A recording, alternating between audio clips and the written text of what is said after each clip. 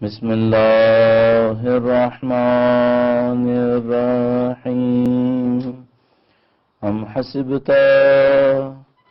أن أصحاب الكهف والرقيم كانوا من آياتنا عجبا. درود بھیجے گا محمد و آل محمد پر.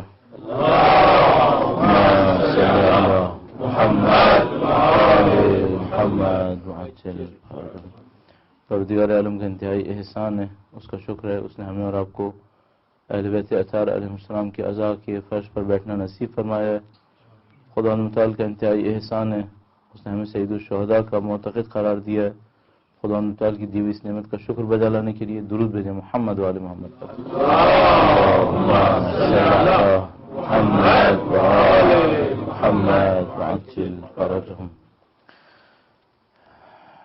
سب سے پہلے میں آپ سے معذرت خواہ ہوں اس تاخیر کے سلسلے میں جو پیش آئی ہے، اور آپ کا وقت جو اس سلسلے میں لیا گیا ہے اس کے لیے انتہائی معذرت خواہ ہوں. اور بجائے کہ میں اب اس کی تشریح میں آپ کے چند منٹ اور لے لوں، میں کوشش کروں گا کہ صرف اس معذرت پہ اکتفا کروں اور فوراً آگے بڑھ جاؤں. اس معذرت کے بعد جو دوسرا پوائنٹ ہے وہ یہ ہے کہ جو ہم کام کرنا چاہتے ہیں وہ کیا کرنا چاہتے ہیں، اور جو ہمارا طریقہ کار ہے وہ کیا ہے. ہم نے اپنے اوپر ایک سختی رکھی ہوئی ہے، ایک عہد کیا ہوا ہے کہ جہاں کہیں بھی پہلی دفعہ مجلس پڑھیں وہاں چند نکات ضرور بیان کر دیں. میں جلدی سے ان نکات کو بھی بیان کرتا ہوں تاکہ وقت کی جو کمی ہے اس کو ہم کسی طریقے سے کمپنسیٹ کر سکیں. درود بھیجے گا محمد و آل محمد پر.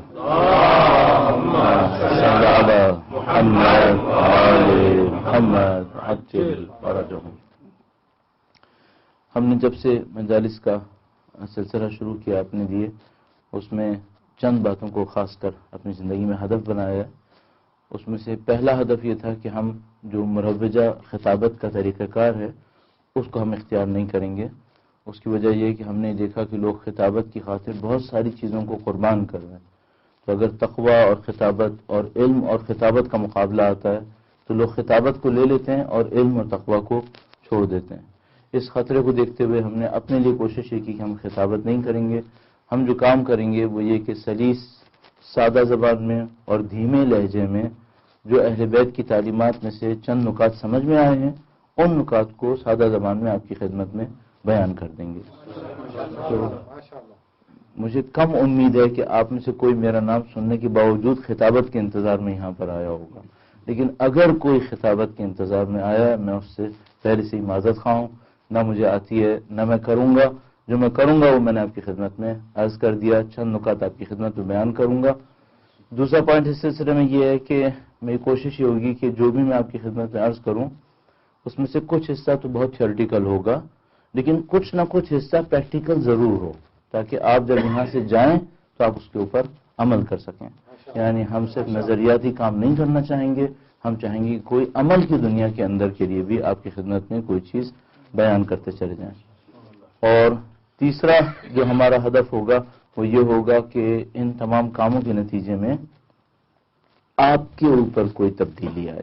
یعنی تیسرا پوائنٹ یہاں پر یہ ہے کہ ہم لوگ اپنی مجالس کے اندر معمولاً جن لوگوں کو سنا رہے ہوتے ہیں وہ یہاں نہیں ہوتے، اور جو لوگ یہاں ہوتے ہیں ان کے لیے ہم کچھ بیان نہیں کرتے.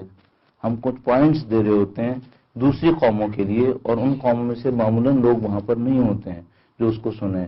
تو ہم کوشش یہ کریں گے کہ ہم جو لوگ یہاں پر موجود ہیں ان کی خدمت میں چند پوائنٹس کو عرض کریں اور اس سے ان کی زندگی کے اندر کوئی پازیٹیو چینج جو ہے وہ ایجاد کی جا سکے. ان 3 پوائنٹس کے ساتھ جو میں نے بہت تیزی کے ساتھ آپ کی خدمت میں عرض کر دی ہیں، اپنے آرائش کو شروع کروں گا. مولانا صاحب سے معذرت خواہ ہوں کہ ان کے وقت میں ضائع کرنے کا سبب بنوں گا، لیکن خدا تعالیٰ سے دعا کرتا ہوں کہ انشاءاللہ اس عبادت کے صدقے میں میرے اور آپ کے اہل بیت سے قرب میں اضافہ فرمائے انشاءاللہ. ایک بار پھر درود بھیجے گا محمد و آل محمد پر.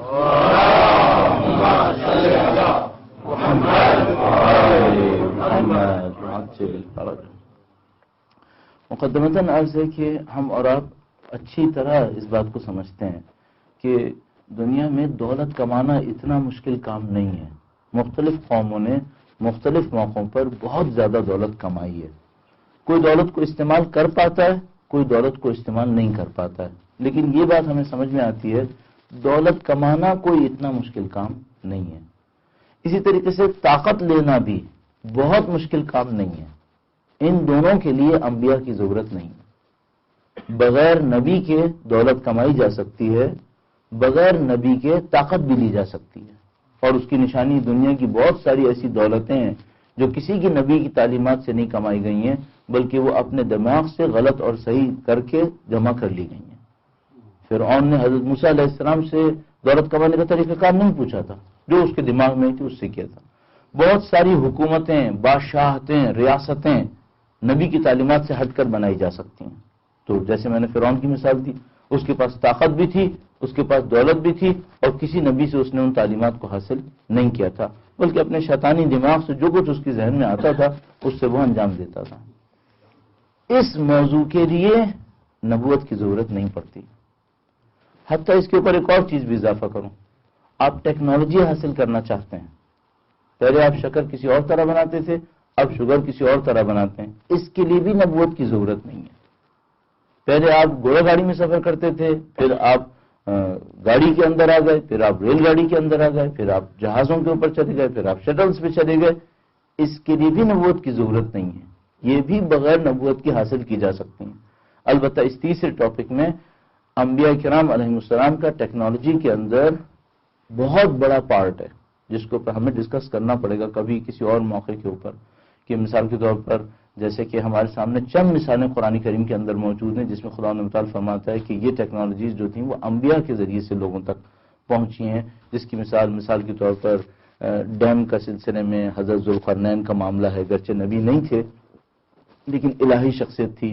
حضرت داؤد کا معاملہ ہے، اسی طریقے سے حضرت نوح علیہ السلام نے، حضرت یوسف علیہ السلام نے، مختلف انبیاء نے کنٹریبیوشنز کی ہیں ٹیکنالوجیز کے اندر، لیکن ٹیکنالوجیز بھی بغیر نبی کے بھی حاصل کی جا سکتی ہیں۔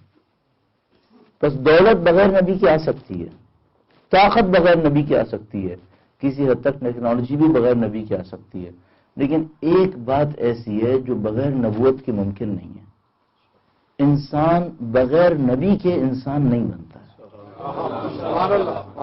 سارے کام کر لے گا، دولت لے لے گا، طاقت لے لے گا، ٹیکنالوجیز لے لے گا، اپنے لیے لگژریز لے لے گا، فیسلٹیز لے لے گا، لیکن اگر آپ چاہیں کہ یہ انسان بن جائے، اعلیٰ کمالات کو حاصل کر لے، اللہ کا قرب حاصل کر لے، اپنی آخرت کی تعمیر کر لے، اپنے آپ کو وہاں پہنچا دے جہاں پہنچا لینا چاہیے تھا اسے، یہ بغیر نبی کے ممکن نہیں ہے، یہاں نبی کی ضرورت پڑتی ہے۔ بس ہمیں ایک بات سمجھ میں آتی ہے، یہ جو انسان کو تبدیل کرنے کا فن ہے یہ انبیاء کے پاس ہے، انبیاء انسان کو تبدیل کرتے ہیں اور کوئی نہیں کر سکتا۔ البتہ خدا تعالیٰ ارشاد فرماتا ہے کہ اے نبی آپ بھی نہیں کرتے، میں کرتا ہوں، انک لا تہدی من احببت ولکن اللہ یہدی من یشاء۔ اے نبی جس کو آپ چاہیں گے، یعنی خدا تعالیٰ اس طرح سے سمجھانے کی خاطر ہمیں کہہ رہا ہے، جس طرح سے آپ چاہیں ہو جائے ایسا نہیں ہوگا، خدا جو چاہے گا وہ ہوگا۔ کیا کہنا چاہتا ہے؟ ہدایت الہی منصب ہے، ہدایت الہی منصب ہے۔ ایک موقع پر خدا تعالیٰ ارشاد فرماتا ہے کہ اے نبی اگر آپ زمین و آسمان کے تمام خزانے نثار کر دیتے ان کے دلوں کو نہیں جوڑ سکتے تھے۔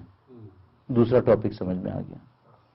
اگر آپ چاہتے ہیں انسان کے کردار تعمیر ہو جائیں، یہ بغیر نبوت کے نہیں ہو سکتا۔ اگر آپ چاہتے ہیں انسانوں کے دل نزدیک آ جائیں، یہ بغیر نبوت کے نہیں ہو سکتا۔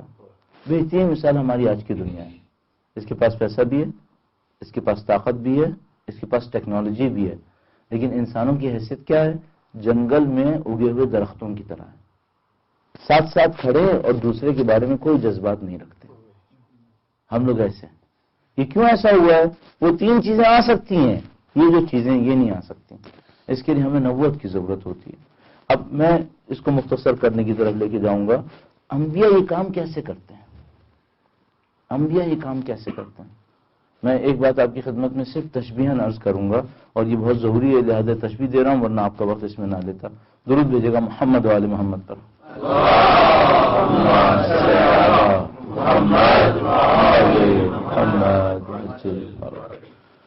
اللہ کے نبی جس معاشرے کے اندر آئے تھے، اس سوسائٹی کے اندر بہت کم لوگوں کو پڑھنا لکھنا آتا تھا۔ ہمارے پاس روایت موجود ہے 10 آدمیوں کو بھی نہیں آتا تھا، یعنی جس کو کہتے ہیں انگلیوں کی تعداد سے کم لوگوں کو پڑھنا لکھنا آتا تھا۔ اللہ کے نبی تشریف لائے جاہل معاشرے کے اندر، چند سالوں کے بعد دنیا کی ساری اکیڈیمکس ان سے حاصل کر رہی تھی۔ اللہ کے نبی جس معاشرے کے اوپر تشریف لائے اس کا ایک بندہ اپنی پرانی حالت کو بیان کرتا ہے اور کہتا ہے ہم وہ لوگ تھے جو چھپکلیاں بھی کھا لیتے تھے، ہم لوگ وحشی تھے، کوئی دنیا کا بادشاہ ہم پہ حکومت نہیں کرنا چاہتا تھا۔ مشہور معروف ہے، ایک بادشاہ نے اس کی طرف لشکر بھیجنے کی کوشش کی تو قبیلے کے ایک سردار نے اس بادشاہ کو لکھ کے بھیجا کہ تم یہاں کیا لینے آئے ہو؟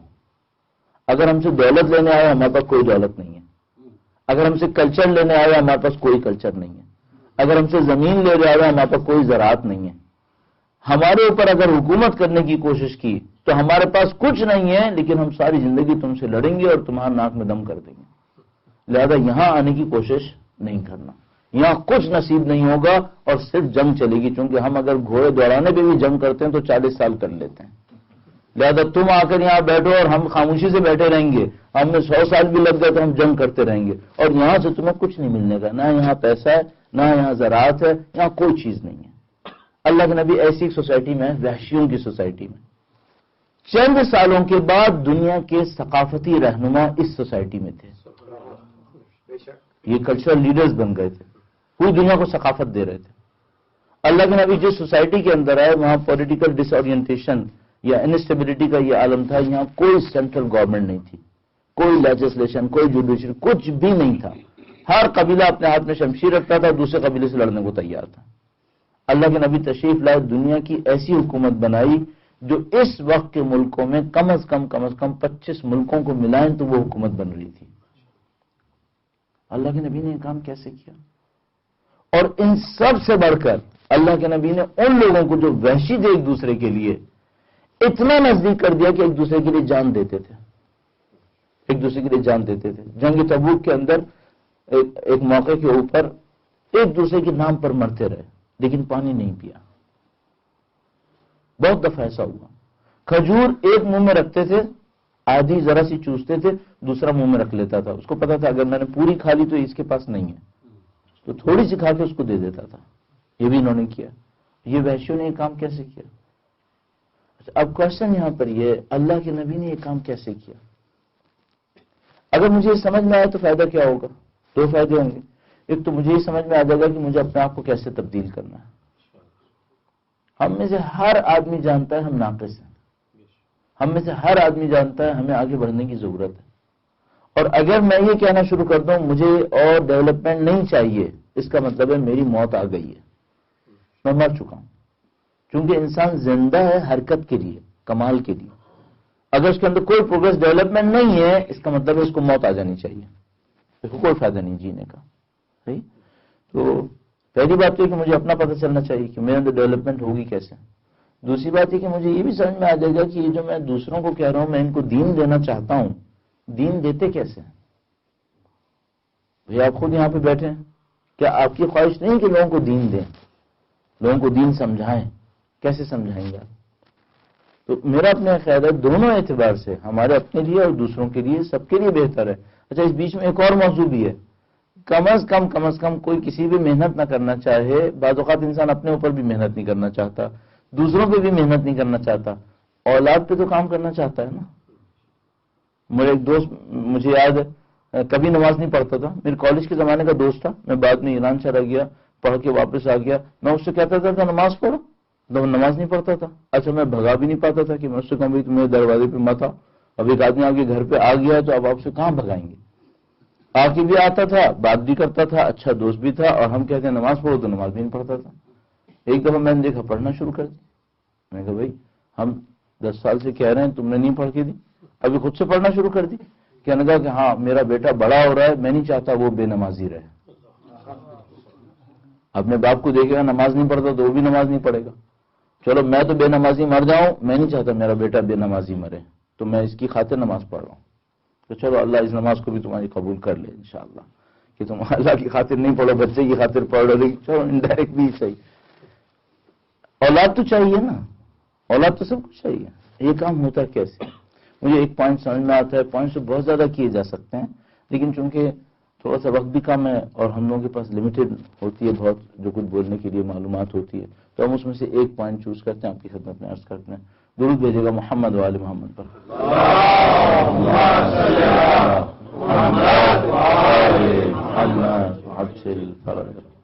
اس سے پہلے ایک اور بات کو تھوڑا سا غور کر لیتے ہیں، اس پہ زیادہ غور نہ کریے گا. وہ یہ ہے کہ انسان کوئی بھی حرکت، کوئی بھی کام کرتا ہے کیوں کرتا ہے؟ مثلا میں نے آپ کے سامنے ہاتھ ہلایا، ہاتھ کیوں ہلایا؟ اچھا، ہمارے پاس دو آپشنز ہیں. ہم کہیں بھائی کچھ کام تو انسان ریفلیکشن میں کرتا ہے، اس کے ریفلیکسز ہوتے ہیں. مثال کے طور پر وہ سو رہا ہے، اس کا پاؤں کسی آگ کے اوپر لگے تو پاؤں گھسیٹ لے گا، اس میں سوچنے کا کوئی پروسیس نہیں ہے. یہ ریفلیکشن ہے، باڈی کے اندر ریفلیکسز ہوتے ہیں. وہ اس نے کر دیا، اس کی بات نہیں ہو رہی ہے. وہ جو میں جیتے جاگتے کر رہا ہوں، مثلا میں یوں بیٹھا تھا اور یوں ہوا، یہ کیوں ہوا؟ کیا دنیا میں انسان کوئی کام بلا سبب کرتا ہے؟ اچھا، ہمارے پاس پروون ہے کہ نہیں، کوئی کام بلا سبب نہیں ہوتا. تو اگر کوئی پوچھے آپ نے یہ کیوں کیا، تو میں اس سے کہوں گا کہ یوں ہی کیا. یوں ہی نہیں ہوتا. بیٹھے بیٹھے تھک جاتا ہوں، میرا دماغ کہتا ہے ایسے ہو جاؤ. آپ کروٹ تبدیل کرتے ہیں، آپ کروٹ کیوں تبدیل کرتے ہیں؟ جس کروٹ پہ بیٹھے رہے آدھے گھنٹے ویسے ہی کیوں نہیں بیٹھتے؟ اچھا، اگر آپ سے کوئی پوچھے بھائی آپ کیوں ہلے، آپ نہیں بتا پائیں گے میں کیوں ہلا، لیکن آپ کی باڈی کو پتا ہے کہ ہاں یہاں سے سن ہونے والا تھا، اگر اور مزید بیٹھتا تو سن ہو جاتا، پھر تکلیف ہوتی. اس خاطر میری باڈی نے ایک کروٹ تبدیل کر دی. ہم جو کام بھی کرتے ہیں کسی نہ کسی فائدے کے لیے کرتے ہیں. بغیر فائدے کے ہم کوئی کام نہیں کرتے. صرف ایک مشکل رہ جاتی ہے، فائدہ کس چیز میں ہے؟ ہم فائدہ کس چیز میں دیکھتے ہیں؟ اس کو ہم کہتے ہیں ویلیوز. ہماری ویلیوز کیا ہیں؟ ہماری ویلیوز ہم پہ ڈکٹیٹ کرتی ہیں ہمارے کاموں کو. اگر ہماری ویلیوز صحیح ویلیوز ہیں، ہمارے کام صحیح کام ہیں.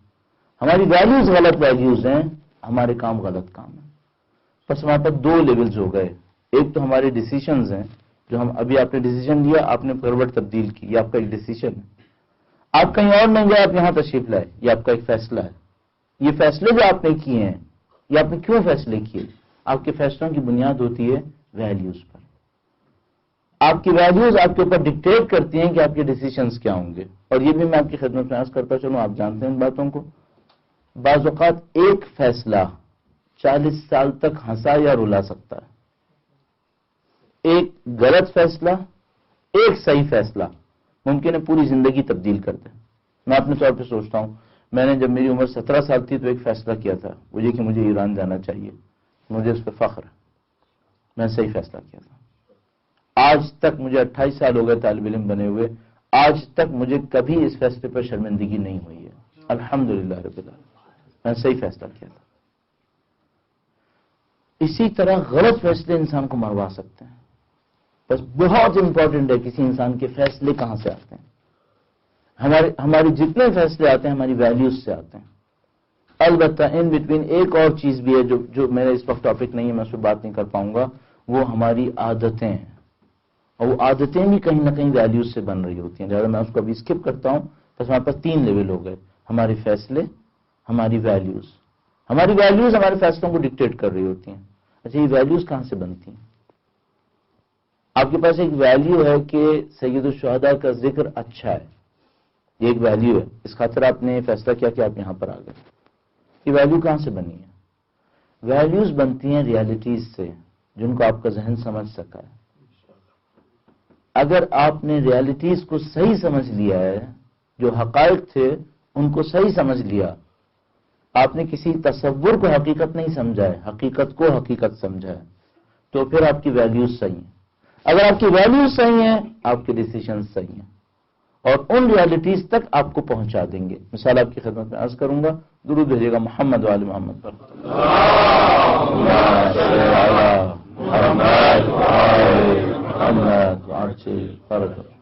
ہم اپنے بچوں سے کہتے رہتے ہیں بیٹا نماز پڑھو، بیٹا قرآن پڑھو. اچھا، اس کے لیے دنیا کا ہر کام آسان ہے اور یہ کام انتہائی سخت ہے. ہر کام کو وہ انجام دیتے وقت غرق ہو سکتا ہے، اپنے آپ سے بے خبر ہو سکتا ہے. ویڈیو گیمز کھیلتا ہے، اس کو پتہ نہیں چلتا ٹائم کتنا لگ گیا ہے. کچھ اور کر رہا ہوتا ہے تو بالکل کچھ سمجھ میں نہیں آتا کہ دنیا رہی بھی یا نہیں رہی. لیکن جب وہ نماز پڑھ رہا ہوتا ہے تو ایک ایک لمحہ بہت قیمتی ہو جاتا ہے اس کے لیے. اور وہ کہہ رہا ہوتا ہے کہ میں تسبیح بھی کیوں پڑھوں، میں یہ بھی کیوں کروں، میں وہ بھی. جو نٹ شل میں نماز ہے، میں بس وہ 3 منٹ میں وہ پڑھوں گا، سجدہ بھی نہیں بچھاؤں گا، صرف سجدگاہ رکھوں گا اور بس پڑھ کے فوراً جاؤں گا، جیسے پتہ نہیں کیا مصیبت یہاں پر آ گئی اس کے لیے. اچھا، ایسا کیوں ہوا ہے؟ اس کا یہ ڈیسیشن کیوں ہے؟ اصل ہوتا تو کیا ہوتا؟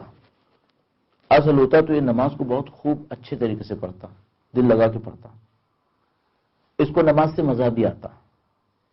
اس وقت جو اس کی بہت بڑی مشکل ہے، اور میرے خیال میں ہم سب کی تقریباً کہیں نہ کہیں مشکل ہے، ہمیں عبادتوں سے مزہ نہیں آ رہا۔ اگر ہمیں عبادتوں سے مزہ آنے لگے، ہم بہت اچھے طریقے سے کریں گے۔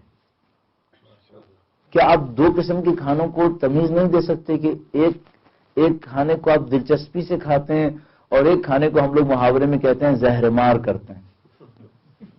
کہ مثلا جیسے سانپ کا زہر کھا لیا ہے تو آپ اس کو کہتے ہیں بس کھا لو کسی بھی وجہ سے، ورنہ کوئی دیکھ رہا ہے ناراض ہو جائے گا، اس کو کھا لو بس کسی طریقے سے۔ اب دو کھانوں میں بھی ایسا ہی ہے آپ کے لیے۔ آپ ایک آدمی سے ملتے ہیں اور آپ کا دل چاہتا ہے یہاں کچھ دیر رک جاؤں، اور کسی سے ملتے ہیں اور آپ بس چاہتے ہیں کہ اس کو بس فوراً کسی طریقے سے بھاگوں یہاں سے۔ ہم ہیں ایسے، ہم عبادت کے لیے کیسے ہیں؟ اگر ہمیں عبادت میں مزہ نہیں آ رہا تو ہم عبادت سے بھاگیں گے، اور عبادت میں مزہ آئے تو عبادت کی طرف بھاگیں گے۔ ہمیں عبادت میں مزہ آنا چاہیے۔ دیکھو مزہ نہیں آ رہا، کوئی ویلیوز ہیں جو صحیح نہیں آئی، کہیں ویلیوز میں کچھ آ گیا ہے۔ اچھا اب ہونا کیا چاہیے تھا؟ ہونا ہی چاہیے تھا مجھے نماز میں مزہ آنا چاہیے تھا۔ نماز میں مزہ کب آتا؟ جب مجھے یہ پتا ہوتا کہ میری زندگی کا سب سے اہم کام بندگی ہے۔ اگر مجھے یہ پتا ہوتا کہ میری لائف کی سب سے بڑی اچیومنٹ یہ ہے کہ میں اللہ کا بندہ بن جاؤں، تو مجھے اس بندہ بننے میں بہت مزہ آتا۔ کیوں؟ میری لائف کی اچیومنٹ ہوتی۔ کیسے آپ کو ایک دن کے اندر چند ہزار ڈالر پاؤنڈ کما لیں تو بہت مزہ آتا ہے، کیونکہ آپ کو لگتا ہے کہ آپ نے کچھ اچیو کیا، آج کچھ مل گیا، تو اس دن بہت مزہ آتا ہے۔ اگر یہ پتا ہوتا ہے کہ لائف کا سب سے بڑا آبجیکٹو یہ ہے کہ ہمیں اللہ کا اچھا بندہ بننا ہے اور اس میں ہماری پرفیکشن ہے، تو ہمیں اس کام میں بہت مزہ آتا۔ بس یہ جو فیصلہ ہوا ہے کیوں ہوا ہے؟ ویلیوز میں تھوڑا سا فرق ہے، ویلیوز اپنی جگہ کے اوپر سیٹ نہیں ہوئی ہوئی۔ اچھا ویلیوز کیوں سیٹ نہیں ہوئی ہوئی؟ کیونکہ ایک ریالٹی اس پر یقین نہیں آ پایا۔ وہ ریالٹی کون سی ہے؟ خدا کی ریالٹی ہے۔ اگر اس ریالٹی پر 100% فیتھ ہوتا تو اس کو ایکسپٹ کرنے میں اور اس کو فالو کرنے میں بہت مزہ آتا۔ کیسے آپ کو یونیورسٹی کی ڈگری لینے میں بہت مزہ آتا ہے، پیسے بھی دیتے ہیں اس کے اوپر، کیوں مزہ آتا ہے؟ کمانے میں کیوں مزہ آتا ہے؟ بچے کو کوئی کامیابی دیکھتے ہوئے کیوں مزہ آتا ہے؟ کیونکہ آپ سوچتے ہیں میں نے کچھ اچیو کیا، میں نے لوز نہیں کیا۔ اگر ہم خدا کو جانتے ہوتے صحیح ٹرو سینسز کے اندر، اور یہ پہچانتے ہوتے کہ اس کا بندہ بننا، اس کا اوبیڈینٹ بننا اچیومنٹ ہے، تو پھر ہمیں اپنی ہر بندگی میں بہت مزہ آتا۔ اور ہمیں اپنی بندگی میں مزہ نہیں آ رہا، اس کا مطلب ہے کیا ہے؟ ہم اس کو اچیومنٹ نہیں سمجھ پا رہے۔ کیوں اچیومنٹ نہیں سمجھ پا رہے؟ اس خدا پر یقین میں تھوڑی سی کمی ہے۔ اچھا اس کا مطلب کیا ہے؟ میں اپنے بچے سے نہ کہوں تم نماز پڑھو، تم قرآن پڑھو، میں یہ نہ کروں۔ میں سب سے پہلے کیا کروں؟ اس کو بٹھاؤں، اس سے کہوں بیٹا ایک دفعہ فیصلہ کر لو خدا ہے یا نہیں ہے۔ میں یہاں سے شروع کروں، اور اپنے بچے کے ساتھ یہاں سے شروع نہ کروں، اپنے ساتھ بھی یہیں سے شروع کروں۔ میں اپنے آپ سے ایک سوال کروں، بھائی تکلفات برطرف، آپ مولوی ہیں برطرف، 28 سال سے لوگ آپ کو مولوی کہہ رہے ہیں، یہ سب اٹھا کے ادھر رکھو، یہ بتاؤ خدا ہے یا نہیں ہے؟ اپنے ذہن سے خود سوچو، خدا ہے یا نہیں ہے؟ اچھا آپ کا اندر کا شیطان کہہ سکتا ہے شاید نہ ہو، آپ جواب دیجئے کیوں آپ معتقد ہیں خدا کے؟ آرگومنٹ کیجئے، کون سا آرگومنٹ کیجئے، وہ آپ کو شک میں ڈالے گا، آپ شک کا جواب دیجئے۔ وہ آپ سے کہے گا ممکن ہے بغیر خدا کے بن گئی ہوں، جواب دیجئے کیا جواب ہے آپ کے پاس؟ یہ جو آپ اپنے اندر لڑ رہے ہوں گے خدا ہے یا نہیں ہے، اس سے آپ کا یقین بن رہا ہوگا، یہ یقین آپ کو صحیح ویلیوز دے گا۔ ایک واقعہ آپ کی خدمت میں عرض کرتا ہوں، درود بھیجے گا محمد و آل محمد پر۔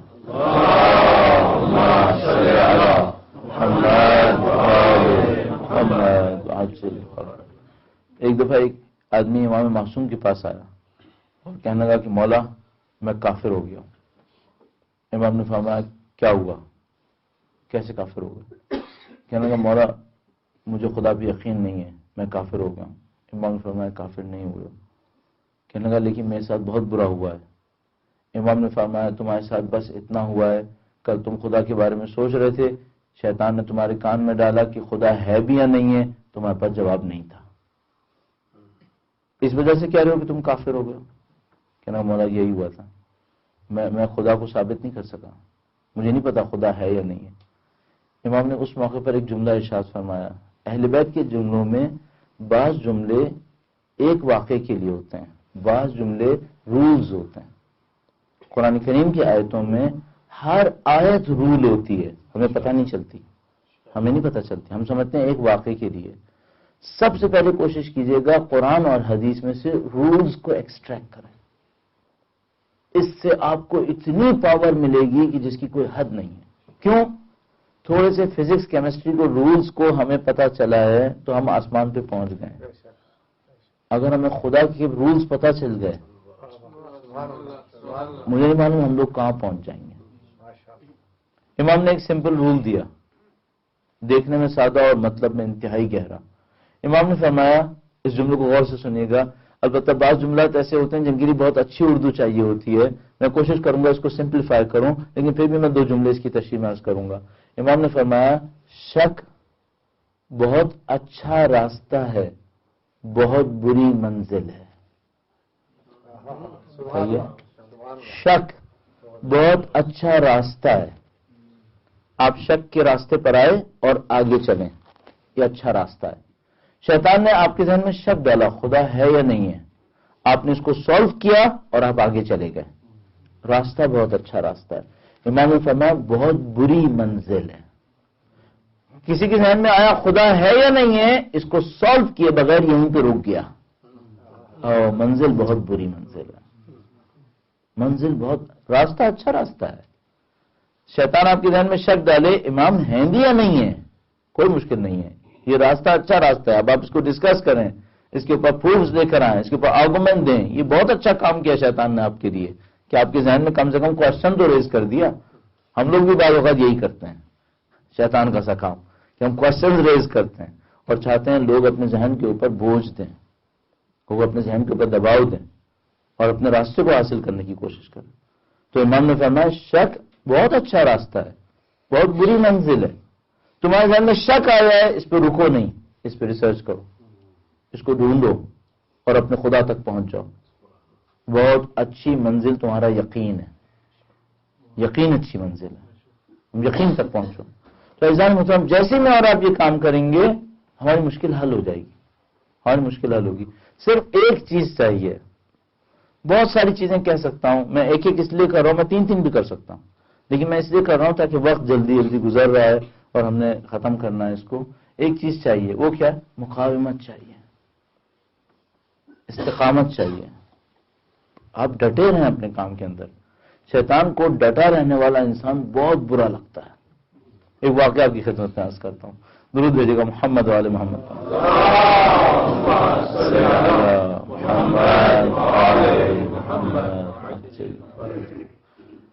ہم واقعہ کیوں سناتے ہیں؟ اس لیے کہ لوگ تھیوریز کو یاد نہیں رکھ پاتے، واقعے کو یاد رکھ لیتے ہیں، اس لیے ہم لوگ واقعہ سناتے ہیں۔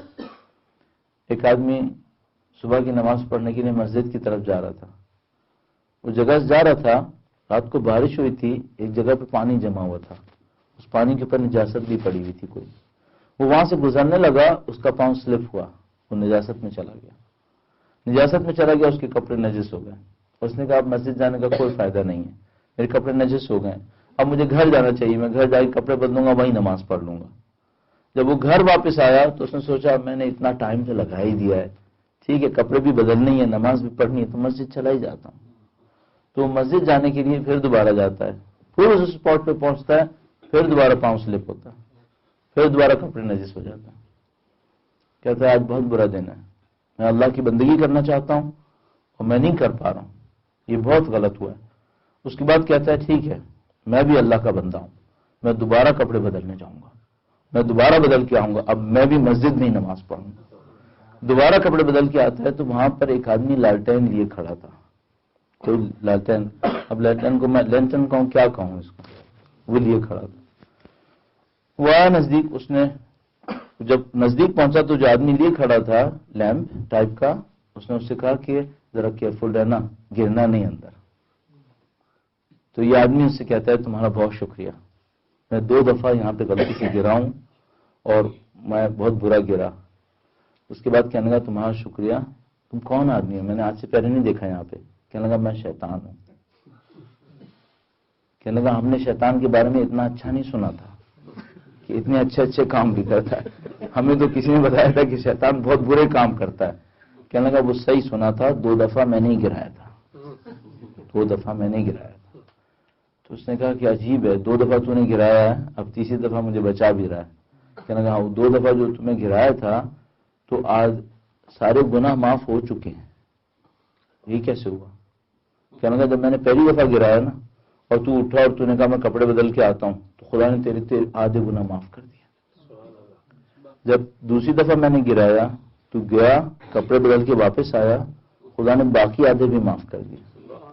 ابھی میں ڈر رہا تھا کہ اگر میں نہ گراؤں تو خود سے گر گیا اور پھر کپڑے بدل کے آیا تو خدا قیامت تک کے آگے کی بھی سارے گناہ معاف کر دے گا، میرا کوئی چانس ہی باقی نہیں بچے گا پھر یہاں پہ. تو میں لاٹین لیے کھڑا ہوں کہ ابھی غلطی سے بھی نہ گرو اور سیدھے چل جاؤ مسجد میں، واپس نہیں آنا کہیں. اس مذاق سے میں ایک نتیجہ نکال پایا ہوں، اگر آپ کو اپنی کوئی عادت چھوڑنی ہے تو عبادت سے اپنے آپ کو سزا دے دیں. مثلا فرض کریں ابھی کسی راستے میں کہیں بات ہو رہی تھی کسی بندے خدا کے بارے میں، اس نے کہا میں مثلا اسموکنگ چھوڑنا چاہتا تھا، کیا کروں؟ اس نے البتہ کچھ اور طریقے سے بتایا تھا، وہ بھی میں بھی عرض کروں گا، اچھا پوائنٹ تھا. میں معمولاً یہ تجویز کرتا ہوں، میں کہتا ہوں آپ کوئی عادت چھوڑنا چاہتے ہیں یا کوئی عادت بنانا چاہتے ہیں، اپنے آپ کو عبادت سے سزا دیں. مثال کے طور پر فرض کیجئے میں نے یہ طے کیا کہ بھئی اگر خدا نہ کرے نعوذ باللہ، اب کوئی بھی چیز آپ سوچ لیجئے، نماز قضا ہو گئی تو میں کیا کروں گا؟ نماز بھی پڑھوں گا، 2 رکعت نماز استغفار کی بھی پڑھوں گا خدا سے معافی مانگنے کے لیے. جب بھی آپ کوئی عادت بنانا چاہتے ہیں کسی عبادت سے سزا دیں. پہلے لوگ کہتے تھے پیسے دے کے سزا دو، تو ابھی لوگ پیسے دے دیتے ہیں پھر کم پہ ٹال دیتے ہیں. مجھے سمجھ میں آیا نہیں، پیسے دینے سے کچھ نہیں ہوتا ہے، عبادت کرنے سے کچھ ہوگا. کیوں؟ شیطان بھی کاؤنٹ کرے گا، ایک عبادت چھوڑواؤں گا تو یہ 2 دفعہ کرے گا. کبھی اس دفعہ چھوڑوانی ہے یا نہیں چھوڑوانی ہے، 2 دفعہ کرے گا. پھر آپ عبادت سے سزا دیں اپنے آپ کو، صحیح ہے، اور عبادت سے ہی اپنے آپ کو بنانے کی کوشش کریں. مثلا آپ یہ سوچ رہے ہیں میں اول وقت نماز پڑھنا چاہتا ہوں، اگر آدھا گھنٹہ دیر سے پڑھی تو 2 رکعت نماز استغفار کی بھی پڑھوں گا تاکہ مجھے عادت پڑے کہ مجھے اول وقت نماز پڑھ لینی چاہیے. صحیح ہے. اچھا اس بندے خدا نے بہت اچھا طریقہ کار بتایا. ایک اور دوست نے، اس نے بندے خدا نے کہا کہ میں یوں سوچتا ہوں کہ اگر مجھے امام کہتے کہ یہ عادت چھوڑ دو تو میں چھوڑ سکتا تھا یا نہیں چھوڑ سکتا تھا؟ تو کہنے کا اب میں کیا کرتا ہوں، میں یہ سوچ دیتا ہوں جیسے میرے امام نے مجھ سے کہا کہ یہ عادت چھوڑ دو. اب جب بھی مجھے کوئی آفر کرے، مثال کے طور پر اسموکنگ چھوڑنا چاہتا ہوں، کوئی مجھے آفر کرے تو میں سوچوں گا اگر میرے امام نے منع کیا ہوتا تو کیا میں یہ لے لیتا؟ کہنے گا میں اپنے امام کو بیچ میں لاتا ہوں. اور اس سے مجھے کیا ہوگا، اس سے مجھے پریکٹس ہوگی کہ اگر امام تشریف لائے اور انہوں نے مجھ سے کہا کہ تم یہ عادت چھوڑ دو تو مجھے پہلے سے عادت ہوگی کہ امام کے نام پر چھوڑ سکتا ہوں، کوئی مشکل نہیں ہوگی. صحیح ہے. عزیزان محترم، ہم لوگ ایک معرکے کے اندر ہیں، ہمیں نہیں معلوم کب ہمارے مولا کی تشریف آوری ہونی ہے. ہمارے دل میں ایک آرزو ہے، خواہش ہے، کاش آج رات ہو جائے. امام چاہتے ہیں فوراً ہو. ہمارے پاس روایت موجود ہے کہ امام کا لقب منتظر ہے کہ ان کا انتظار ہو رہا ہے، اور منتظر بھی ہے، خود بھی انتظار کر رہے ہیں، خود بھی انتظار کر رہے ہیں. چاہتے ہیں آئیں تشریف لائیں. کیوں چاہتے ہیں تشریف لائیں؟ انہیں اچھا لگے گا کہ ان کے ماننے والے ظلم میں پس رہے. مجھے اچھا نہیں لگتا، امام کو اچھا لگے گا.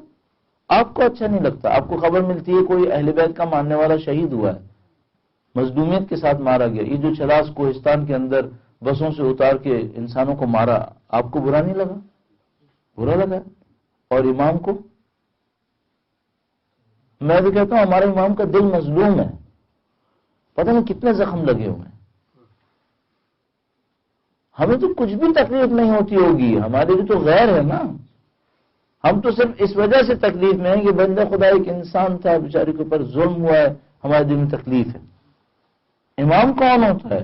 امام کو خود امام معصوم نے کہا الامام کالوالد الشفیق، امام مہربان باپ کی طرح ہوتا ہے. کسی باپ کے بچوں کو مارا جائے اس کو تکلیف نہیں ہوتی، اس کا دل نہیں کھولتا. قطعاً امام کا دل کھوتا ہے، قطعاً امام کے دل کے اوپر چوریاں چلتی ہوں گی کہ ان کے ماننے والے دوسرے انسان، بے گناہ انسان مارے جا رہے ہیں، چاہے دین کے نام پر چاہے کسی اور نام پر. تو امام چاہتے ہیں نصرت کریں، لیکن صرف ایک مشکل ہے، ہم لوگ صحیح نہیں ہوئے. ہم صحیح ہو جاتے، اس قابل ہو جاتے کہ اپنے امام کی نصرت کریں تو امام تشریف لے آتے. ہم صحیح ہو جائیں امام تشریف لے آئیں گے. اور میں اگر یہیں سے ہم مصائب کی طرف ایک رخ کریں اور سمجھنے کی کوشش کر لیں، میں ہمیشہ سوچتا ہوں کربلا کے بارے میں ہماری ایک معلومات ہے. مثلا آپ نے کربلا کے بارے میں کچھ پڑھا ہے اور کچھ سنا ہے. میں نے بھی اپنی زندگی میں کربلا کے بارے میں کچھ پڑھا ہے اور کچھ سنا ہے. کچھ میں نے اپنے اساتذہ سے سنا ہے، کچھ اپنے دوستوں سے سنا ہے، اور کچھ کتابوں سے دوسری جگہوں سے پڑھا ہے. صحیح؟ کیا میں وہ ہو سکتا ہوں جس نے کربلا دیکھی ہے؟ میں نہیں ہو سکتا. صحیح ہے، میں کربلا کا غم لیتا ہوں اپنے دل کے اوپر. شب عاشور میں بھی رو لیتا ہوں، سید الشہداء کا غم سنتا ہوں، میں بھی رو لیتا ہوں. کیا میں وہ ہو سکتا ہوں جس نے کربلا دیکھی ہے؟ نہیں ہو سکتا. کیا میں سید الشہداء کی طرح علی اکبر پہ رو سکتا ہوں؟ نہیں ہو سکتا. میں بھی علی اکبر کو چاہتا ہوں، سید الشہداء بھی علی اکبر کو چاہتے تھے. سید الشہداء علی اکبر کو دیکھ رہے تھے اور وہ ان کا بیٹا تھا. میں نے دوسری تاریخ میں سنا ہے. اب میں آپ سے صرف ایک لمحے کے لیے پوچھوں گا، وقت کا امام پڑھتا ہے اور سنتا ہے یا دیکھتا ہے؟ وقت کا امام دیکھ رہا ہوتا ہے، ان تمام مصائب کو دیکھ رہے ہوتے ہیں. لہٰذا اگر میں نے صرف پڑھا ہے کہ حضرت علی اکبر کو زخم لگا، امام وقت نے گویا حضرت علی اکبر کو دیکھا ہے کہ ان کے اوپر زخم لگا. یہ جو کربلا کے معرکے کے اندر حضرت علی اکبر کا جانا تھا، یہ معرکہ تاریخی اعتبار سے بہت عجیب ہے. اس کے اوپر کچھ روایات ایسی ہیں جس کے اندر شہرت ہے اور ہم کہتے ہیں کہ شاید صحیح ہیں، اور کچھ روایت ایسی ہیں جس کے بارے میں قطعاً کہہ سکتے ہیں کہ صحیح روایات ہیں. مثلا مشہور روایات جن کو علماء نے قبول کیا ہے، علامہ ذیشان درجوادی اس جملے کو پڑھا کرتے تھے. فرماتے ہیں جب علی اکبر خواتین سے الوداع کر کے آئے تو خواتین کے خیمے میں ایسے ماتم ہوا جیسے کسی کا لاشا برآمد ہوا ہے. ایسے لوگ رو رہے تھے. بیویوں نے الوداع کیا تھا علی اکبر کو، ایسے رو رہی تھی جیسے گھر سے لاش گئی ہے ابھی. علامہ ذیشان درجوادی نے ایک روایت لکھی ہے، بیان کی ہے، بہت نفیس روایت بیان کی ہے. خدا ان کے مقامات بلند بلند کر فرمائے انشاءاللہ. ایک بڑی عجیب روایت لکھی ہے، کہنی ہے کہ جب حضرت علی اکبر خیام مخدرات سے نکلنے لگے، خواتین کے خیموں سے نکلنے لگے، تو حسب روایت کسی نے علی اکبر کی ابا کا دامن پکڑا ہے، نیچے سے پکڑا. تو کہنے لگے اگر کوئی بیوی ہوتی تو وہ شانے سے پکڑتی، اس کا مطلب ہے کسی بچی نے پکڑا ہوگا، کوئی کم عمر بچی ہوگی، اس نے کہیں دامن پکڑا ہے. حضرت علی اکبر باہر آئے خیموں سے. نہیں معلوم سید الشہداء کے دل کے اوپر کیا گزر رہا ہے. سید الشہداء کا قلب مظلوم اپنے بچے کو دیکھ رہا تھا، اپنے بچے کو نہیں دیکھ رہا تھا بلکہ شبیہ رسول خدا کو دیکھ رہا تھا. مجھے نہیں معلوم سید الشہداء نے یہ کام علی اکبر کے علاوہ کسی اور کے موقع پر کیا ہو. جب حضرت علی اکبر جانے لگے تو دشمنوں میں سے ایک آدمی شمشیر لہرا رہا تھا. اور کہا تھا کہ علی اکبر آئے تو میں تمہارے بیٹے کو ماروں گا. سید الشہداء نے کہا خدا تیری نسل کو ایسے ہی قطع کرے جیسے تو میری نسل کو قطع کرنا چاہتا. قلب مظلوم سید الشہداء کا. ہمارے پاس روایت موجود ہے کہتے ہیں سید الشہداء نے جب علی اکبر کو الوداع کیا، علی اکبر گئے تو سید الشہداء نے کہا بیٹا دشمن تک پہنچنے سے پہلے مجھے موڑ موڑ کے دیکھتے رہنا. ایک روایت مشہور ہے، ایک اور روایت بھی مشہور ہے، ہمارے پاس موجود ہے. حضرت علی اکبر کو الوداع کیا اور پیچھے چلتے ہوئے آئے. علی اکبر نے کہا کہ بابا آپ نے تو الوداع کر دیا تھا. ویسے ہی شہداء نے کہا بیٹا بہت سخت ہے تجھے الوداع کہنا. اس کے بعد ایک اور مشہور روایت ہے ہمارے پاس. حضرت علی اکبر زمین پر گرے. میں نے نہیں دیکھا کسی روایت میں علی اکبر نے کہا او مولا میری مدد کو آئے. میں نے نہیں دیکھا، بس اتنا دیکھا انہوں نے کہا بابا آپ کو میرا سلام ہو. سب کی طرح کیوں نہیں کہا میری مدد کو آئے؟ شاید مجھ سے پوچھتے ہوں گے بوڑھا باپ کیسے آئے گا. میرا باپ بوڑھا باپ ہے، وہ کیسے آئے گا مدد کرنے کو؟ لیکن ہمارے پاس ایک روایت موجود ہے، علماء پڑھا کرتے ہیں، کہتے ہیں سید الشہداء نے علی اکبر سے کہا کہ بیٹا اپنے باپ کو آواز دیتے رہو، تمہارے باپ کو دکھائی نہیں دے رہا. معلوم سید الشہداء کس طرح علی اکبر تک پہنچے ہیں، آئے چل کر پہنچے ہیں، اپنے آپ کو گھسیٹ کے پہنچے علی اکبر تک. اب ایک جملہ عرض کرو جس کے اوپر مورخین قسم بھی کھائیں گے کہ یہ سید الشہداء نے کہا ہے. سید الشہداء علی اکبر کے لاشے کے اوپر پہنچے اور علی اکبر کو دیکھ کر ایک جملہ کہا، فرمایا وَعَلَى الدُّنْيَا بَعْدَكَ الْعَفَا. اکبر میرے پاس دنیا میں کچھ نہیں ہے. کوئی اکبر میری دنیا ختم ہو گئی ہے میرے جانے سے. وَعَلَى الدُّنْيَا بَعْدَكَ الْعَفَا. مثال الذين ظلموا أيها منقلب. پروردگارہ تو جو واسطہ محمد و آل محمد کا اس خلیل کو ہم سے قبول فرما. اے پاک پروردگارہ تو جو واسطہ محمد و آل محمد کا ان کی نورانیت سے دلوں کو منور فرما. اے پاک پروردگار دنیا اور آخرت میں اہل بیت کی ہمراہی نصیب فرما. اس دنیا میں ان کی زیارت، اس دنیا میں ان کی شفاعت سے سرفراز فرما. اے پاک پروردگار جنہوں نے سیدہ پہ ظلم کیا انہیں بدترین عذاب میں مبتلا فرما. اولاد فاطمہ زہرا سلام اللہ علیہ کی جان مال عزت و آبرو کی حفاظت فرما.